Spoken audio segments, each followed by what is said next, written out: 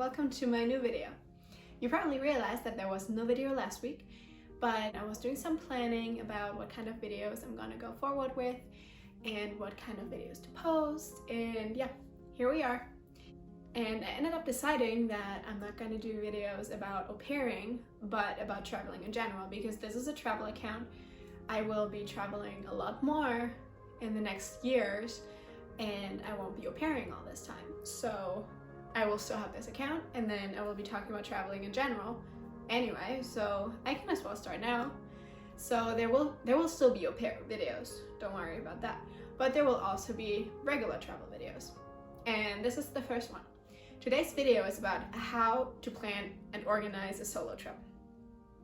So when you plan that you want to go on a solo trip, you first have to come up with an idea of where you want to go. Why are you going somewhere? Do you want to experience a different culture? Do you want to see some great natural environment? Do you want to see something in particular? So that's the first step. So you need to come up with a destination. Where do you want to go? Once you have that, you need to figure out how to get there. Is it abroad? Is it close to you? Do you have to fly? Could you take a train so it's cheaper? Or even a bus? When I lived in Baltimore, I would take the bus to New York City when I went to New York City, and the train was equally as cheap. So I didn't have to fly, you know, like all the hassle with airports, and it also would have taken longer in the end because you have to get there early and then you have to check in, and the bus ride was like 4.5 hours, so it was super easy. So you have to decide, how do you want to get there? Also, one question is when, so you can book it, right, for the according dates. So you need to figure out where, when, for how long, and how to get there. And then the next questions are, okay, where are you gonna stay, and what do you want to do? Depending on what you want to do, you might want to rent a car. If you want to rent a car, you need to know if you have the according license for that, because if you go abroad, you might not have an international license on you, and then you can't rent a car. So if you want to rent a car, you need to get an international license before. If you stay in the country you're living in, you're fine. Or even like if you are a EU citizen, and if you're an EU citizen and you travel within the EU, you're good, because your country's license will be valid in all the other EU states. So that's fine. Like, I could have driven in Ireland with my German license. Easy. And if you stay within your country, obviously you're good too. So decide if you need a car to get to the destinations you want to get to. So what I do is I find a place to stay, pretty much central if possible. Since I love sleeping in hostels, I would get a hostel that's pretty central. And then I look at what I want to do, and I put everything in Google Maps and look at the distances.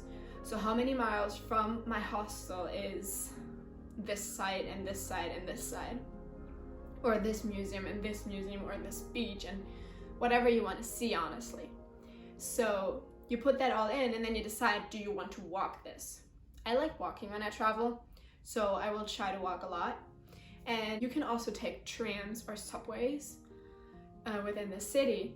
That's what I did, for example, in Melbourne and in Chicago. So Chicago had this really cool train ticket where you paid like $20 for a 3-day ticket, and then you could ride the train as much as you wanted and like anywhere.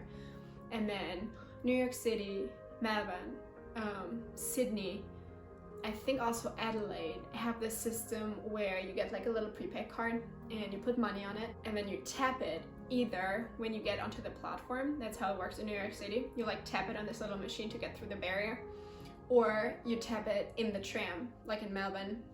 You get on the tram, and then it has this little box machine there, and you tap the card on it, and then it deducts whatever, or like you tap again when you get out of the tram or the station. And then it deducts whatever you used depending on how far you went. So that's a pretty good idea especially for big cities. If you're not in a super big city, you can walk anyway because it's not super big. Or if you stay in one smaller city and then you want to do a road trip and go to like other cities, other places that are like a little bit outside of the city and stuff, it might be easier to rent a car if there's not really a bus or something going there. So you should always check on that if you want to save money. If money is not the issue, getting a car is usually easier unless you're in really big cities, because then parking sucks. Also about the accommodation, which you should do beforehand, like I said earlier, so you can check the distances. You need to figure out, do you want to sleep in a hostel, or do you want to sleep in a hotel or an Airbnb? That's usually the most common ways to sleep somewhere. You can obviously also sleep on a campground if you're like somewhere out in nature, or in a national park, close to a national park, something like that. Or you can do couch surfing. I personally haven't done that yet because I'm scared. But I heard that it's a pretty good way, but no clue, no personal experience with it. But Airbnbs I found usually pretty expensive if you're traveling by yourself. So again, if money doesn't matter, go for it. Airbnbs can be really nice, they can be really central. Yeah, but I personally always go for hostels, and there will be another video why I love hostels, so I'm not gonna get super deep into this now. Or you might want to have a hotel. Hotels are usually more expensive than hostels. Hostels are cheaper, but I've also found that hostels can be very central as well. There are hostels that are not very central, but just check Hostelworld and see what they offer and what you can find for a reasonable price. The question, of course, is, do you want your private room, or do you want to sleep in a dorm? Are you okay to sleep there with strangers? So that should be a question you might want to ask yourself before you book a hostel or a hotel. Once you did that, you can do the distance stuff and decide if you need a car or not, and see what you want to see, and then you're good to go. Then you need to book everything and you're good to go. You might want to do some stuff like at your destination that costs money or that needs tickets.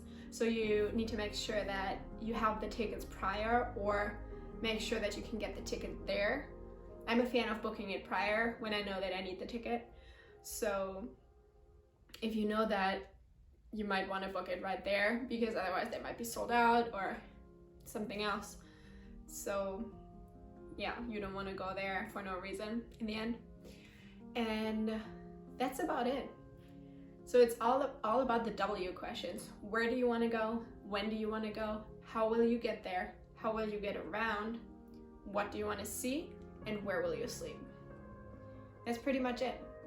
Of course, a solo travel needs a lot of organization. It needs a lot of planning, but everybody can do it. It's not that hard. I've done it. I know I personally wasn't able to do it a couple years ago when I was like 19, but now I'm like, how? Like, it's so easy. Nowadays you can like book everything online. You get your receipt online, your confirmation online, you get a confirmation email right away. And if anything comes up, you just call them or send an email to navigate if there are any changes that need to be made. So yeah, I hope this might have been helpful to someone out there. And one last thing is, how do you want to eat? So, do you want to eat extremely cheap, so you could just bring some pasta? Do you want to just cook for yourself, but nicely? Make sure that there's a grocery store nearby that you can get to, or bring stuff that you want to cook with.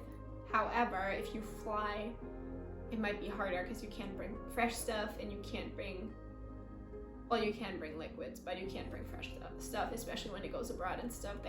Customs might not like that. If you drive by car, it's super easy to just take stuff with you from home or whatever. Or do you want to go to restaurants? If you follow a special diet, you might want to look into restaurants that are nearby to where you're staying that cater for this diet. Like when I went to Dublin, I knew this Instagrammer who lived in Dublin and she was vegan. And so I messaged her and I was like, hey, can you tell me some spots that I really need to check out? And she named me like 3, and I checked out 2 of them, and they were great. So if you have that chance, definitely do it. If you know any local, or there's any channel you follow of someone who lives at the destination you want to go to, definitely reach out to them and ask them if they can recommend anything. So that's always helpful. And otherwise just use Google. Like when I go somewhere, I would just put vegan food and then the city I'm in, like vegan food Omaha, and then it'll give me all the vegan food that's around. So it's pretty easy. So yeah, I hope this video might have helped someone and I hope you enjoyed it, and I wish you a lot of fun planning and traveling solo. See you in my next video. Bye.